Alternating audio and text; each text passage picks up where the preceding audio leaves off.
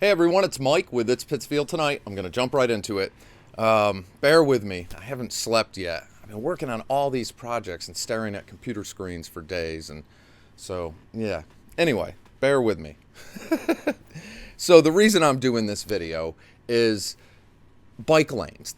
These bike lanes and lane changes, specifically the part on North Street, has caused such an uproar in the community. I've been doing this for 3 years, and this one is the most attention I've seen to any topic as far as messages I'm getting. So, yeah, it's being heavily discussed. The city is sticking to their guns. They're saying that this is the right thing. They're saying, well, this change, I guess they're saying if this doesn't work, they'll look at it in the fall or something. Business owners, a few that I spoke to, not all of them, I haven't spoke to all of them, but a few that I've spoke to are pretty upset, and considering some of them, from what I've heard, relocating. So it's causing a huge stir. And one of the problems with it is the safety aspect of it. Many people, including myself, are confused by it because nobody was educated on what's what. So often if the few times I've been up there, and I've been up there quite a few times, you'll see cars in the bike lanes, bikes up on the sidewalks.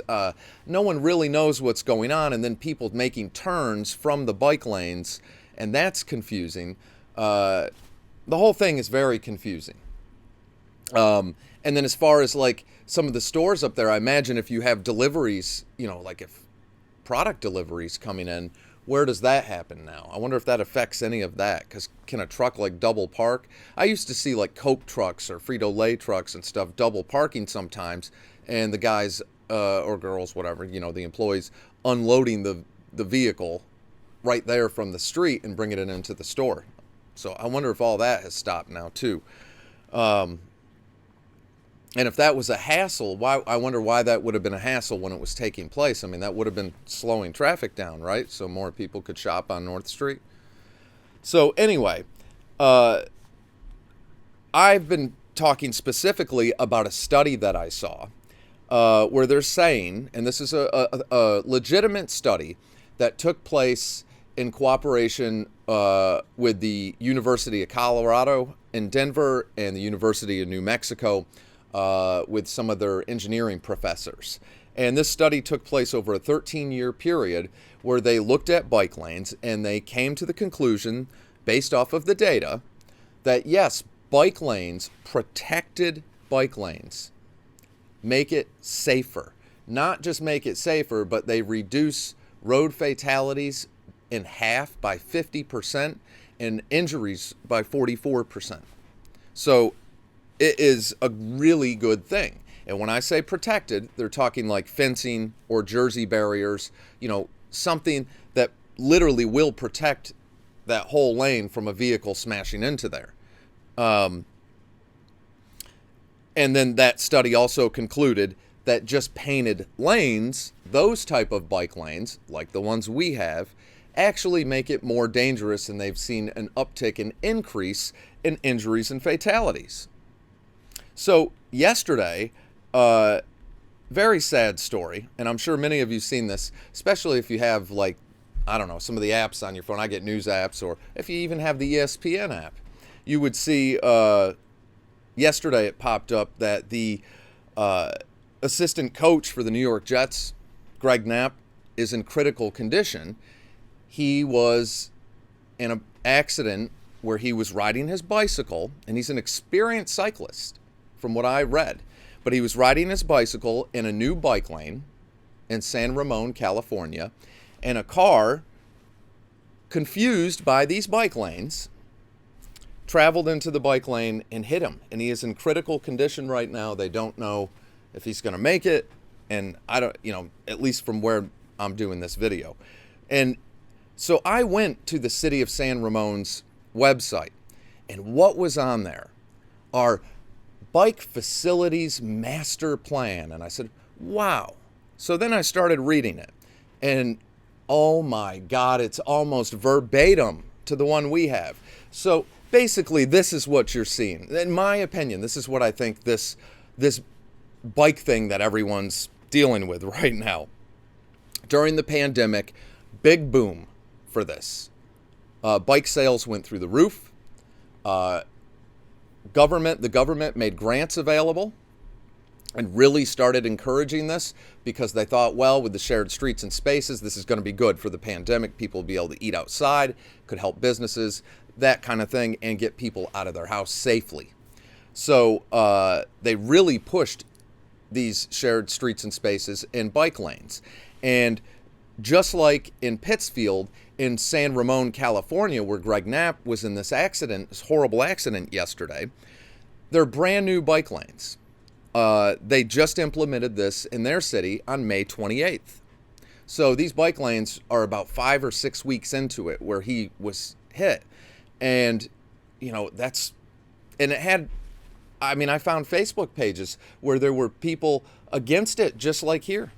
Not as much because they have a lot more bike traffic, but there were people saying this is crazy, don't do this. And imagine what they're saying now when you have a horrible accident like that, regardless of who it is, but then on top of it, a known national figure in critical care now. And it looks like nobody was at fault. The driver was just confused by the lanes, and they accidentally went into the bike lane and they hit him. And it was exactly what that study shows. So those fears and concerns are legitimate. It's not people just being negative or looking for reasons. And when I saw that these master bike plans were the same, the wording was the same. So don't think that our city's just been sitting there with, at the drawing board, coming up from scratch. This sounds to me, my opinion, like somewhere a bunch of maybe first-year PhDs put together this big bike thing, sold it to the government. They're pushing it to everyone. Intentions, I'm sure, were well, but you can definitely, changing your streets over to bike lanes and bike paths and things like that when you're sharing them with traffic. There's no one-size-fits-all for the country. You can't do that. Geography, people, the way people drive, the types of different vehicles on the road, commute times, there's so many things that play a factor in that. There's no way you could have a one-size-fits-all for everywhere. And all these bike facilities master plans that I'm seeing on websites for towns and small cities like Pittsfield, it's all the same. Even the pictures they show you are the same. I'll end up posting some or you can look yourself. San Ramon, California. Go look yourself. So, look, I'm sure we mean well here, and the city's had an opportunity to grab some grant money, and they probably thought, oh, this could be great. We've got the rail trail and all that, but I think this needs more research. And hey, I'm all for a safe bike lane. That's safe for everyone. That makes the drivers comfortable and not confused, and it's safe for the cyclist. Do it right. Why keep these tests over and over and over and over and over and wasting money? Why not just do it right? I don't understand. So, we'll follow that.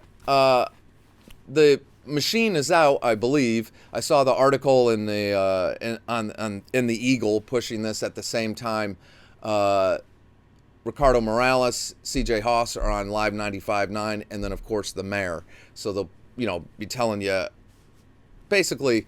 Well, what they're going to tell you, I bet you if you go to any of these other towns, but go to San Ramon, California's website and click on their bike facilities master plan on their website, and then go to Pittsfield's website and click on ours and read them and then look at the pictures and everything.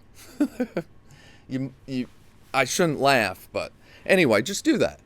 So anyways, they'll be on at any time now, probably right after this video posts, this video will post after that. I haven't reached out to CJ or Ricardo yet because I heard that right after that they'll be on 95.9 this morning with Slater and Marjo. A few people sent me messages saying Marjo was mad at me. I don't know why she'd be mad at me. Look, I said what I said, but I meant what I said. I'm not mad at Marjo. I just disagreed with her on this bike lanes thing. I disagree with it.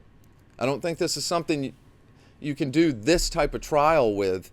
There's too many other things in play. You're hurting businesses, there's the public safety thing, and then there's just the plain fact that the public don't want it and they don't see a need for it here. That's got to carry some weight somewhere. They're the taxpayers. Ultimately, that's who pays for everything. Just because it comes from a grant don't mean taxpayers didn't pay for that. Where do you think they get grant money from? Everybody pays taxes. It's weird how people just kind of throw that language around and waste money. But I don't know. So we'll continue to follow this. There's a ton of other stuff coming up. Don't forget the bar tour kicks off on Monday. That got delayed a week, and it looks like some more rain coming through, so everybody stay dry. Don't get flooded out, and don't drive through flooded roads. And that's that. So let's follow this bike lane thing. Keep the comments coming. You can check out what they put on 95.9. I'm sure that'll be up on their Facebook page too. And I'll catch you all tomorrow morning.